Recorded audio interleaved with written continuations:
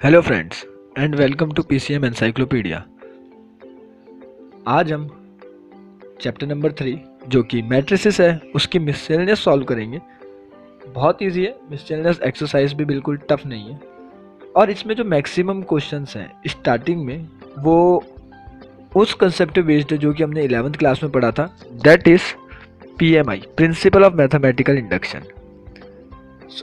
जैसा कि question number 1 screen पे दिख रहा है, ये पीएमआई कंसेप्ट लगेगा इस क्वेश्चन को करने में।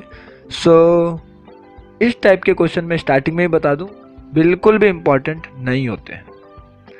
जैसा कि हमें ए मैट्रिक्स दी हुई है और हमें प्रूव करना है कि ए आई प्लस बी ए की power N is equal to A N I plus N A N minus one B A, ये हमें प्रूव करना है।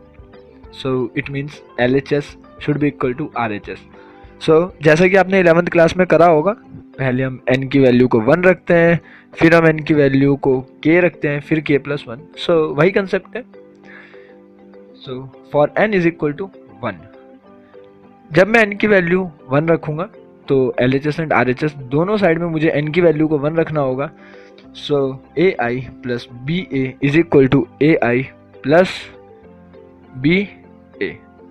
That is LHS is equal to RHS. Simple.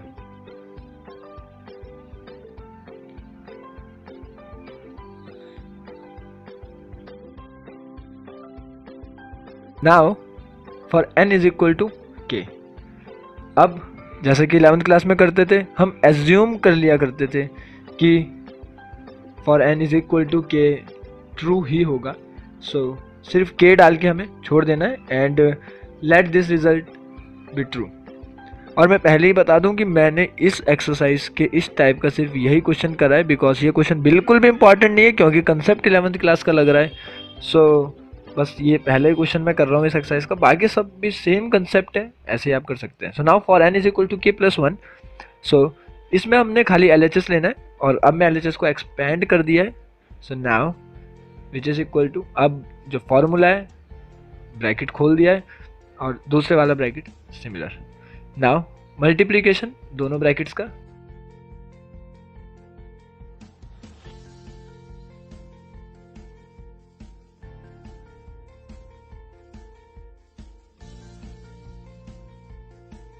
Now पहले और दूसरे वाले में से कॉमन लेकर लिख दिया और लास्ट वाली टर्म ऐसी।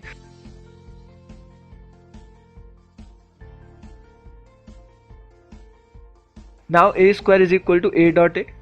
हमें ए स्क्वायर क्यों निकालने की जरूरत पड़ रही है, क्योंकि अभी तक प्रूव नहीं हुआ था क्वेश्चन। ए स्क्वायर की जो वैल्यू आई वो हमारे पास नल मैट्रिक्स आ गई 0।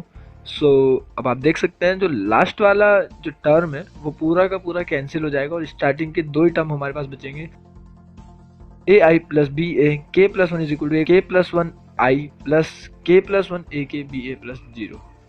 सब सिंपल। अब आप देख सकते हैं पीछे से इसको कंपेयर करके कि जो LHS है वो तो LHS है ही और जो RHS है उसमें भी n की जगह k प्लस 1 है। The result is true for n is equal to k plus 1।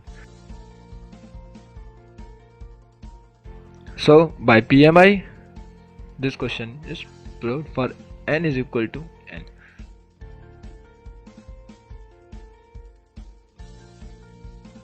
We are given if A, B are symmetric matrices of same order, then AB minus BA is R. It's an MCQ, 4 options आपको दे रखे हैं। हमारे पास A और B दो symmetric matrix हैं, same order है जिनका। A transpose is equal to A और B transpose is equal to B। It's a general thing and which we have given. हमें AB माइनस BA बताना है। अगर आपके पास इस टाइप का कोई भी क्वेश्चन आए तो सिंपल उसको आप ट्रांसपोज कर दीजिए पूरे को, और ट्रांसपोज करने के बाद उसे सिंप्लीफाई करते रहिए और जो भी हमारे पास लास्ट में आता है दैट मीन्स वो उसी टाइप की मैट्रिसेस होगी। लाइक AB का ट्रांसपोज माइनस BA का ट्रांसपोज बना था। मैं साइड में ये भी लिख रहा हूँ कि इस type of identities. B transpose A transpose minus A transpose B transpose के बाद जो लास्ट लाइन अभी लिखी हुई है BA माइनस AB, वो फर्स्ट वाली क्वेश्चन से हमने ले ली। AB माइनस BA का ट्रांसपोज करने के बाद मेरे पास क्या आया, BA माइनस AB, और यू कैन से माइनस अगर मैं कॉमन ले लूँ तो AB minus BA। So what type of matrix is this? It is skew symmetric matrix, क्योंकि दोनों सेम है but with minus sign.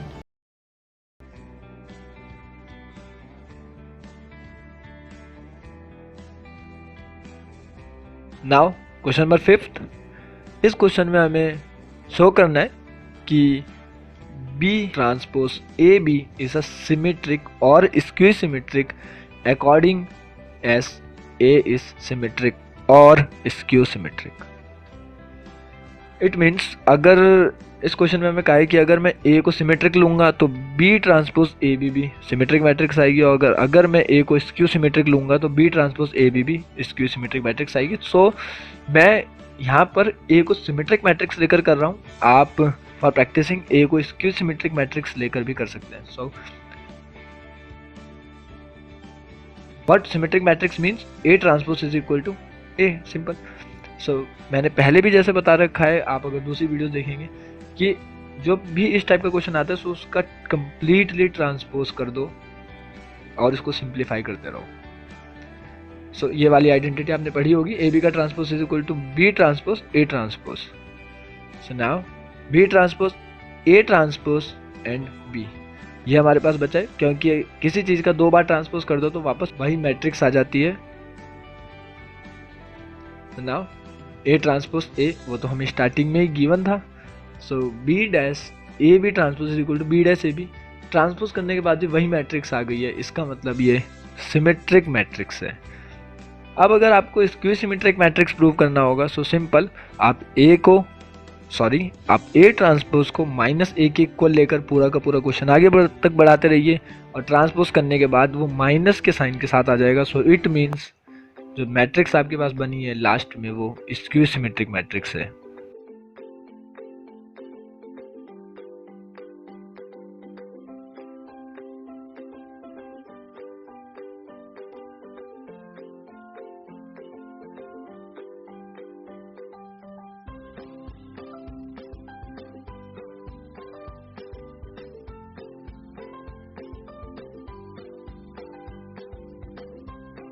Now question number 6.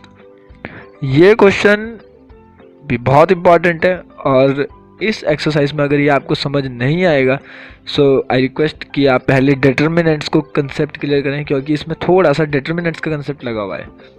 सो जो हमारे पास दोनों क्वेश्चन हैं मैं उनको इस तरीके से लिख सकता हूँ, A X is equal to B. So जहाँ पर ए की जो वैल्यू है वो 2 - 1 3 4, जो कि कॉफिशिएंट्स हैं एक्स और वाई के रिस्पेक्टिवली, और जो एक्स है कैपिटल एक्स मीन वो एक्स और वाई, और जो बी है वो -2 और 3 जो कि RHS में. So now A X is equal to B, भी वही होता है, आप मल्टीप्लाई करके देख सकते हैं, ऊपर की दोनों इक्वेशंस हमारे पास बन जाएंगी. So from equation 1 X is equal to A inverse B. So अब हम ए इनवर्स निकालेंगे, क्योंकि बी हमारे पास है, एक्स हमारे पास, तो हमें निकालना ही है. सो हमें ए इनवर्स निकालना है. यहाँ पर 2 मेथड हम यूज़ कर सकते हैं ए इनवर्स को निकालने के लिए. एक तो एलिमेंट्री रो ट्रांसफॉर्मेशन, और दूसरा जो कि मैं यहाँ पर लिख रहा हूँ, A inverse is equal to 1/det A adjointment of A. So det A क्या होता है, 4 × 8 क्रॉस मल्टीप्लीकेशन होता है मैट्रिक्स के अंदर ही, और -3. So 8 + 3 = 11 which is not equal to 0. It means A inverse exist, और det A की जरूरत तो पड़ती है, तो पहले ही उसको निकाल लेना चाहिए. सो नाउ एडजॉइंटमेंट ऑफ A, इसके लिए हमें सबसे पहले को फैक्टर्स निकालने पड़ेंगे. सो को factor A11 of element first which is 2 का को फैक्टर है 4. इसी तरीके से A12 capital A12 of element second वो क्या है 3. Okay, with minus sign. Why? क्योंकि 2 + 1 3 होता है. Now also 2 + 1 is also equal to 3, और ये +1 है ना कि -1, वो गलती से -1 लिखा गया. एंड नाउ सो एडजॉइंटमेंट ऑफ ए, इसका ट्रांसपोज करना होता है. सिंपल, आप ऊपर देख सकते हैं, फिर इसका ट्रांसपोज करने के बाद आप ये लिख सकते हैं. सो ए इनवर्स जो हमारे पास आ चुका है वो 1/det A और एडजॉइंटमेंट of A. So simple, A inverse उसी मैट्रिक्स को लिखना है, और उसके बाद जो बी मैट्रिक्स हमें पहले से ही थी हमारे पास वो लिखनी है.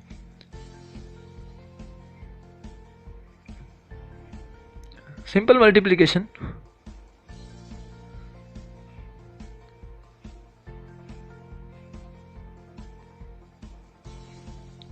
सो एक्स और वाई.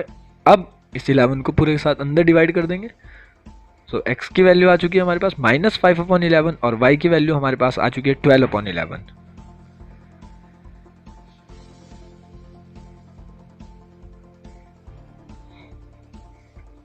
नाउ क्वेश्चन नंबर 7, हमें बताना है for what values of x, एक फर्स्ट मैट्रिक्स दी हुई है, दूसरी मैट्रिक्स है, तीसरी मैट्रिक्स है जो कि 0 के बराबर है, और हमें बताना है कि x की वैल्यू कितनी होगी कि इन तीनों का मल्टीप्लिकेशन 0 के बराबर आ जाए। सो सबसे पहले मैं इन दोनों को मल्टीप्लाई कर रहा हूँ, और अगर मैट्रिक्स इस टाइप से है तो स्ट्रैटेजी होनी चाहिए कि आप पहले उनका ऑर्डर लिख लें, so that it becomes easy कि फाइनल मैट्रिक्स क्या आने वाली है। लाइक इसका ऑर्डर है 1x3 और इसका ऑर्डर है 3x3, तीनों का ऑर्डर मैंने लिख लिया। सो स्टार्टिंग फर्स्ट मैट्रिक्स और सेकंड को अगर मल्टीप्लाई करूंगा तो 1x3 का ऑर्डर आएगा ऑब्वियसली, और ये 1 नहीं, ये 4 नहीं है, सॉरी ये 2 है, ओके वो मिस्टेक है, या इट्स 2। सो 1x3, बिकॉज बहुत टाइम कंफ्यूजन हो जाता है कि 1x3 और 3x3 को मल्टीप्लाई करके क्या आएगा। सो पहले ही ऑर्डर लिख लें, उससे इजीली पता चल जाता है। सो अब इसको सिंप्लीफाई कर देंगे, 6 2 4 और दूसरी मैट्रिक्स 0 2 x 0 के बराबर। नाउ ये 1x3 और ये 3x1 है, so the number of rose of first matrix is 1 and the number of columns of second matrix is also 1, so the resultant matrix is of order 1. So 4x is equal to -4 and x is equal to -4/4 and x is equal to -1.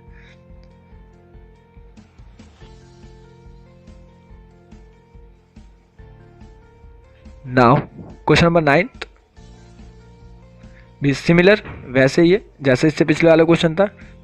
ये question मैंने इसलिए करा है क्योंकि इस type का question आ जाता है।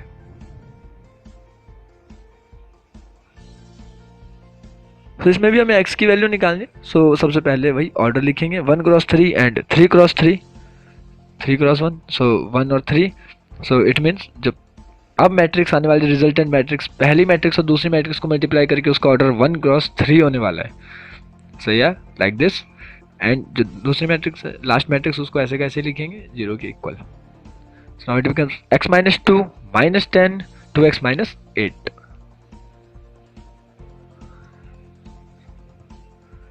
Now इसका ऑर्डर 1x3 है, इसका ऑर्डर 3x1 है। सो जो लास्ट जो रिजल्टेंट मैट्रिक्स आने वाली है उसका ऑर्डर 1x1 होगा।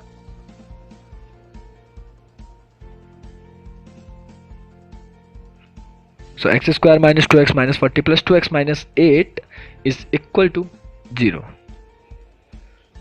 So x square minus 48 is equal to 0 and x square is equal to, so x is equal to plus minus 4√3. Now question number 10th, ये question थोड़ा सा लेंदी है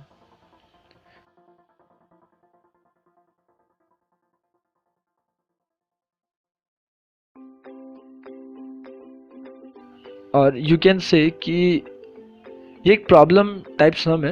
और जैसा कि हम प्रीवियस क्लास में पढ़ा करते थे, यूनिटरी मेथड से भी इस क्वेश्चन को आप कर सकते हैं, बट हमें यहाँ पर बोला गया है कि हमें मैट्रिक्स मेथड से करना है, सो हम मैट्रिक्स मेथड से ही करेंगे। बट आप आंसर की चेकिंग के लिए आप यूनिटरी मेथड भी लगा सकते हैं। सो हमारे पास 3 टाइप के प्रोडक्ट्स हैं, पहली मार्केट का लिख दिया है, दूसरी मार्केट का लिखा जा रहा है 6000 20,000 एंड 8,000। सो ये वाला जो है ये x प्रोडक्ट है, ये y प्रोडक्ट्स हैं और ये z प्रोडक्ट्स हैं। सो हमारे पास जो पहला पार्ट है उसमें हमें सेलिंग प्राइस दिया हुआ है पर प्रोडक्ट ऑफ x, पर प्रोडक्ट ऑफ y एंड पर प्रोडक्ट ऑफ z। ये यूनिट सेलिंग प्राइस है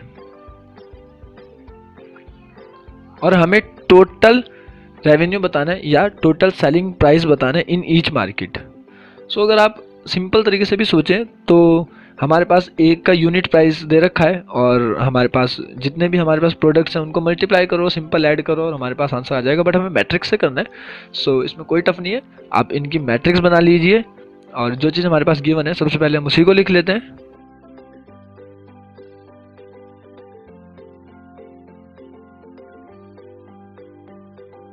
लाइक यूनिट सेलिंग प्राइस जो हमारे पास है 2.50, 1.50 and ₹1 of products X Y Z respectively.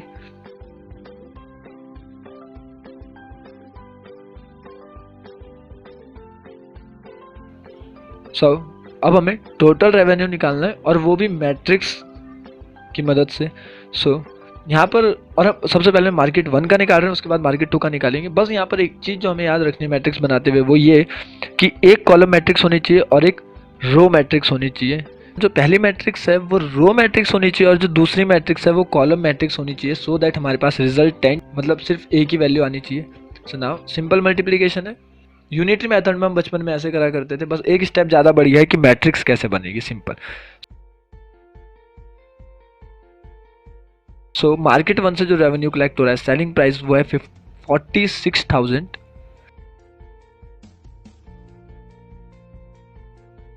So total revenue in market second, अब हम वो निकालने वाले हैं सिंपल। उसकी भी ऐसी हमें मैट्रिक्स बनानी पड़ेगी। सबसे पहले जो प्रोडक्ट्स हैं उनको रो में लिखेंगे और जो सेलिंग प्राइस है यूनिट का वो कॉलम मैट्रिक्स में बनाएंगे।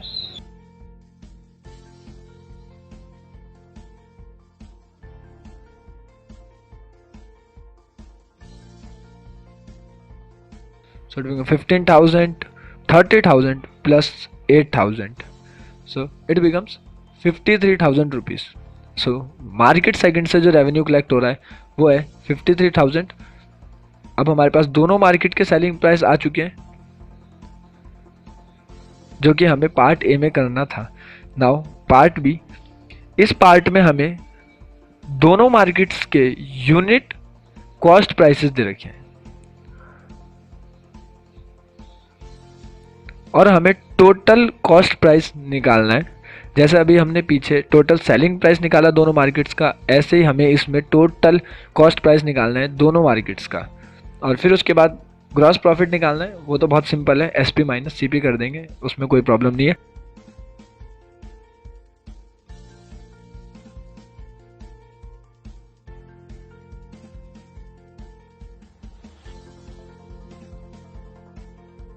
सो जैसा कि था, पहले गिवन लिखेंगे यूनिट कॉस्ट, चीटी कहाँ से आ गई, unit cost price of X Y Z जो कि 2, 1 और 0.50 है।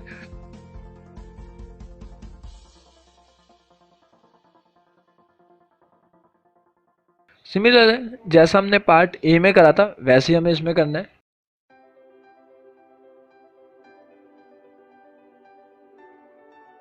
Now total cost price for all products of market 1 या इन मार्केट 1 कैसे निकालेंगे। सबसे पहले रो में रो मैट्रिक्स बनाएंगे जितने ही प्रोडक्ट्स हैं उनकी, और उसके बाद जितना भी हमारे पास यूनिट कॉस्ट प्राइस है उनको हम कॉलम में लिखेंगे like this, column matrix.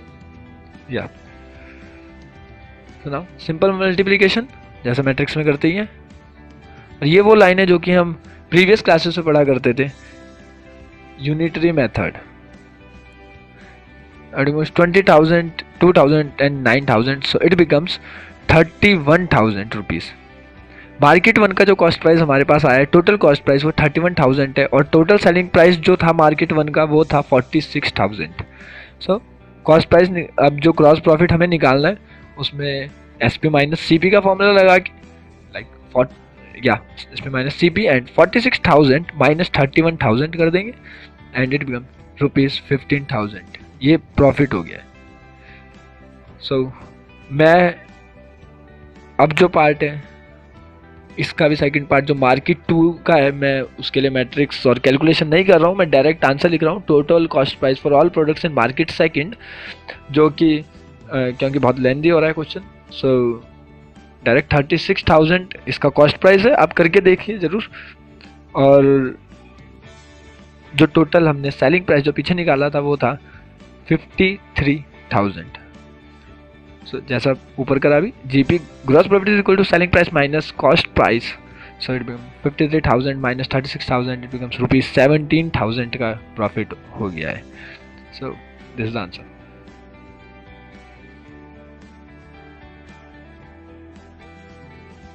And now question number 11। ये मे भी थोड़ा सा ट्रिक हो सकता है क्योंकि आप अगर इस क्वेश्चन को फर्स्ट टाइम कर रहे हैं इसलिए, क्योंकि हमें इसमें पूरी की पूरी मैट्रिक्स निकालनी है, ना कि कोई सिंगल एलिमेंट निकालना है। सो है बहुत इजी क्वेश्चन है ये। So for matrix x x matrix निकालने के लिए हमें सबसे पहले तो ऑर्डर पता होना चाहिए कि एक्स मैट्रिक्स का ऑर्डर कितना होगा, ताकि मैं उसके अंदर के एलिमेंट्स ले सकूं। तो सबसे पहले मैं सेकंड वाली मैट्रिक्स लिख रहा हूं जिसका ऑर्डर 2 क्रॉस 3 है, और RHS में जो मैट्रिक्स है उसका ऑर्डर भी हमारे पास 2 क्रॉस 3 है। 2 क्या रिप्रेजेंट करता है? Number of rose, and 3 represent the number of columns. अब मैट्रिक्स मल्टीप्लिकेशन सिर्फ तभी पॉसिबल होता है अगर पहली वाली मैट्रिक्स के नंबर ऑफ कॉलम्स दूसरी वाली मैट्रिक्स के नंबर ऑफ रोज के बराबर हो। सो ऑब्वियसली अगर हमें मल्टीप्लिकेशन पॉसिबल करवाना है, सो हमें नंबर ऑफ कॉलम्स को नंबर ऑफ रोज के बराबर करना पड़ेगा, या विच इज 2 and 2। नाउ अब मैंने 2 क्रॉस 3 पे क्यों अंडरलाइन किया था? बिकॉज जो रिजल्टेंट मैट्रिक्स होती है उसका ऑर्डर क्या होता है? पहली वाली के नंबर ऑफ रोज और दूसरी वाली के नंबर ऑफ कॉलम्स। सो दूसरी वाली के नंबर ऑफ कॉलम्स तो 3 है, बट पहली वाली मैट्रिक्स के नंबर ऑफ रोज हमें कितने लेने पड़ेंगे? 2 लेने पड़ेंगे, तभी रिजल्टेंट में 2 क्रॉस 3 आएगा। सो ABCD मैंने 4 एलिमेंट्स ले लिए। अब क्वेश्चन बहुत ईजी हो चुका है, सिर्फ आपको मल्टीप्लीकेशन करना है और कुछ नहीं। और ऊपर से हमारे पास 3 इक्वेशन आ गई हैं और वेरिएबल्स 2 ही हैं, पहली रो में भी और दूसरी रो में भी। हमें निकालने सिर्फ 4 एलिमेंट है, हमारे पास 6 इक्वेशंस बन चुकी हैं। क्वेश्चन बहुत इजी हो चुका है, अब आप कर सकते हैं खुद। सो करस्पॉन्डिंग एलिमेंट्स को हम इक्वेट कर रहे हैं और सभी को इक्वेट कर लेते हैं। जिन भी दो इक्वेशन से इजी पड़ेगा उन्हीं को यूज कर लेंगे। सो लाइक फर्स्ट और थर्ड इक्वेशन से ज़्यादा इजी पड़ रहा है क्वेश्चन, क्योंकि ए डायरेक्टली कट जाएगा एलिमिनेशन मेथड से। सो a + 4b = -7 and a + 2b = -3। So minus plus and minus, so a से a कट गया एंड 2b = -4। सो b की वैल्यू हमारे पास आ चुकी है -2, एक वैल्यू आ चुकी है। अब मैं a की वैल्यू निकालने से पहले फोर्थ और सिक्स्थ इक्वेशन को भी इक्वेट कर लेता हूँ, सो दैट मेरे पास c की वैल्यू भी आ जाएगी। सॉरी पहले d की वैल्यू आएगी मेरे पास। c + 2d = 2, so minus minus minus and c से c कट गया and it becomes 2d = 0, so d = 0। So now I have to put the value of b in equation 1 to get the value of a, and a - 8 = -7, so a = 1। और जो d की value है उसके लिए मुझे किसी भी इक्वेशन F4 या फिर 6 में पुट कर रहा हूँ। सो c + 0 = 2 and c = 2। It's very simple. So a की वैल्यू आ चुकी है 1, b की वैल्यू आ चुकी है -2, c की वैल्यू 2 एंड d की वैल्यू 0। सो मैट्रिक्स S = ABCD, जैसा कि आप देख सकते हैं चारों एलिमेंट्स। सो इनके करस्पॉन्डिंग वही एलिमेंट्स लिख दीजिए, 1 - 2, 2 and 0। Now question number 14। If the matrix A is of both symmetric and skew symmetric, question में है कि अगर हमारे पास एक मैट्रिक्स है जो कि सिमेट्रिक भी और स्क्यू सिमेट्रिक मैट्रिक्स भी है, तो हमें बताना है वो कैसी मैट्रिक्स हो सकती है।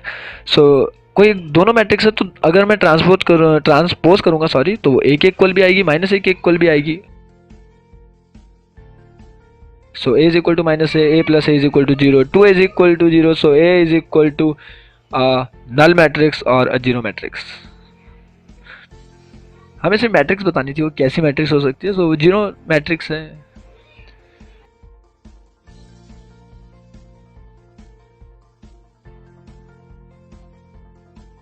Now the last question number 15, और हमें ए स्क्वायर मैट्रिक्स दे रखी है such that a² = a, then i + a³ - 7a = 2।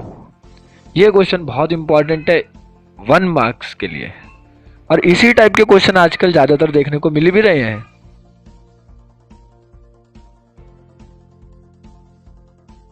सो सबसे पहले जो a + b का होल क्यूब का फॉर्मूला होता है वही लगा देंगे, ऐसे सिंपल करते रहेंगे। सो i³ को तो कुछ भी लिखो, i लिख दिया है। सो a³ को तोड़ के a² और a में बांट दिया है। सो 3ai, या a² को क्योंकि a लिख सकता हूं मैं, ऊपर गिवन है। सो i + a² को मैं अगेन a लिख सकता हूं और a तो a ही रहेगा, and it becomes 3a, because ia and ai both are same equal to a। So a² बन गया a.a, मैं डायरेक्ट a नहीं लिखूंगा अदरवाइज थोड़ा समझने में प्रॉब्लम होगा। सो a + 6a - 7a, so i + 7a - 7a, 7a से 7a कट रहा है। सो i identity matrix. Thank you very much अगर आप इस वीडियो को देख रहे हैं, और अगर आपको ये वीडियो पसंद आ रहा है सो शेयर करिए 12th क्लास के साथ और उन्हें भी बताइए। We believe in uniqueness and simplicity, PCM encyclopedia. Don't forget to subscribe also.